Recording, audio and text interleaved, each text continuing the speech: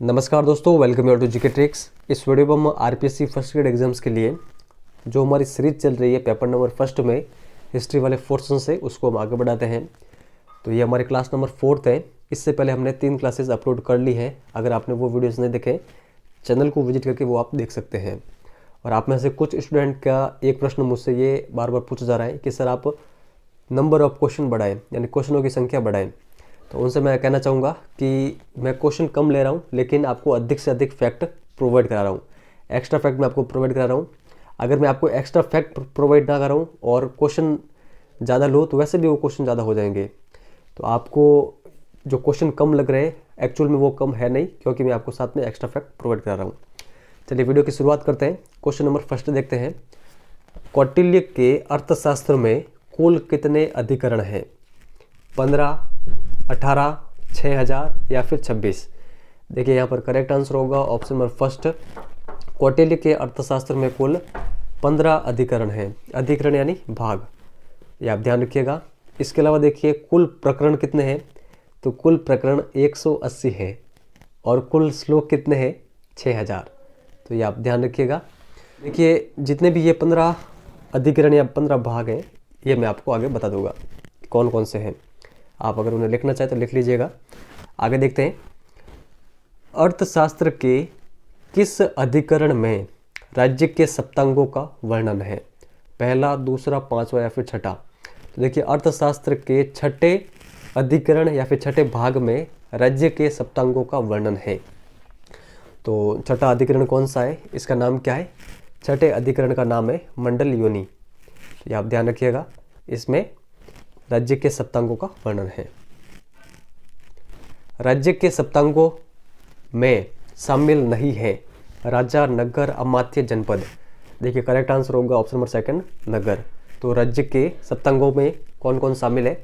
एक है राजा, एक है अमात्य, एक है जनपद, दुर्ग, कोष, दंड और मित्र। तो ये आप ध्यान रखिएगा। आगे चलते हैं। इंडिका पुस्तक का लेखक मेगस्थनीज किसका राजदूत था? तो देखिए किसका था? चंद्रगुप्त मौर्य, अशोक, सेल्यूकस या फिर फिलाडेल्फस? देखिए करेक्ट आंसर होगा थर्ड नंबर ऑप्शन, सेल्यूकस का राजदूत था मेगस्थनीज। तो ये आप ध्यान रखिएगा। ये चंद्रगुप्त के दरबार में आया था 304 ईसा पूर्व से 299 ईसा पूर्व के बीच में। यहाँ पर ये चंद्रगुप्त के पास ये रहता है। और देखिए वर्तमान में जो इंडिका पुस्तक है ये मूल रूप में उपलब्ध नहीं है। तो ये भी फैक्ट आप ध्यान रखिएगा। मेगस्थनीज ने चंद्रगुप्त को किस नाम से संबोधित किया था?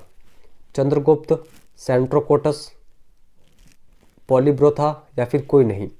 देखिए करेक्ट आंसर होगा मेगस्थनीज ने अपनी पुस्तक इंडिका में चंद्रगुप्त को सेंट्रोकोटस नाम से संबोधित किया था। ये आपको ध्यान रखना है। मेगस्थनीज ने किन बातों का वर्णन इंडिका पुस्तक में किया था? अकाल नहीं पढ़ने का वर्णन, लेखन कला के अभाव का वर्णन, 7 जातियों का वर्णन, दास प्रथा नहीं होने का वर्णन या फिर सभी? तो देखिए इन सभी बातों का वर्णन मेगस्थनीज ने इंडिका पुस्तक में किया था। तो सभी हमारा करेक्ट आंसर होगा। तो ये आप ध्यान रखिएगा। मुद्रा राक्षस पुस्तक का लेखक कौन है? तो देखिए कौन है? शिवेंद्र, सोमदेव, विशाखदत्त या फिर हेमचंद्र? देखिए करेक्ट आंसर होगा मुद्रा राक्षस जो ये पुस्तक है इसके लेखक हैं विशाखदत्त। तो ये आप ध्यान रखिएगा। और इस पुस्तक में चंद्रगुप्त के लिए वृषल शब्द का प्रयोग किया गया है। ये भी फैक्ट इंपॉर्टेंट है, आप ध्यान रखिएगा। और इसी पुस्तक में चंद्रगुप्त को घनानंद का पुत्र बताया गया है। ये भी फैक्ट आप ध्यान रखिएगा। आगे चलते हैं। व्रत कथा मंजरी पुस्तक के लेखक कौन है? क्षेमेंद्र, सोमदेव, विशाखदत्त या फिर हेमचंद्र? तो देखिए करेक्ट आंसर होगा ऑप्शन नंबर फर्स्ट, क्षेमेंद्र है वृहत कथा मंजरी पुस्तक के लेखक। यहाँ पे ध्यान रखिएगा, इसमें चंद्रगुप्त को नंद वंश का बताया गया है। आगे चलते हैं। कथा चरित सागर पुस्तक के लेखक कौन है? तो इसका करेक्ट आंसर होगा ऑप्शन नंबर सेकंड, सोमदेव है कथा चरित सागर के लेखक। तो ये आप ध्यान रखिएगा।